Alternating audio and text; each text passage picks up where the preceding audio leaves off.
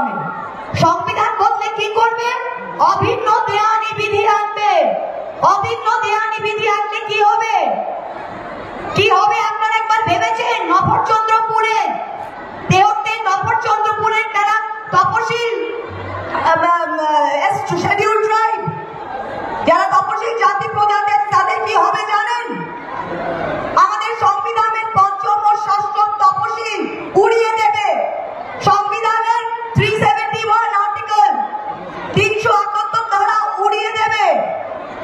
আপনাদের ভাবতে হবে যে এইবার যদি বিজেপি আবার আসে এবং মোদী আবার আসে, তাহলে কিন্তু মাথা উঁচু করে আমরা বাঁচতে পারবো না।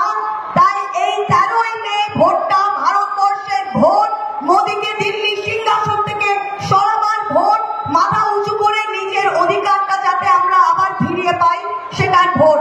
13ই মে যাবেন সকাল সকাল জোড়া ফুলের প্রতীক, মমতা ব্যানার্জির নিজের হাতে আঁকা প্রতীক জোড়া ফুলে ভোটটা দেবেন।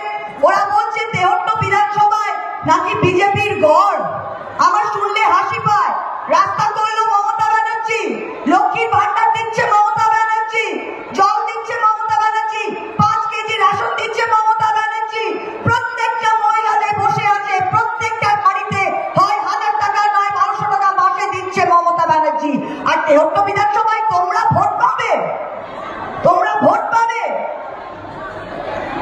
কালকে আগামীকাল মোদীজি আবার আসছে। কোনদিন শুনেছেন ভারতের প্রধানমন্ত্রী 543টা সিট থাকতে একটা সিটে দুবার যায়? কারণ বিজেপির নেতৃত্ব মোদীজিকে গ্যাস খাইয়ে বলেছেন যে মোদীজি এইটা হচ্ছে সুইং সিট, আপনি এলেই বিজেপি জিতে যাবে। আমি চাই আরো 10 বার আসুক মোদীজি, 10 বার এসেও এই সিট আপনি জিততে পারবেন না। কালই আপনাদের মুখে লাগবে, আমার মুখে কিছু হবে না। এইটুকু যদি বোঝাবার জ্ঞান না থাকে তাহলে আর কিছু বলার নেই। আর বেশি বলবো না, মমতাদিকে মাইকটা তুলে দিচ্ছি।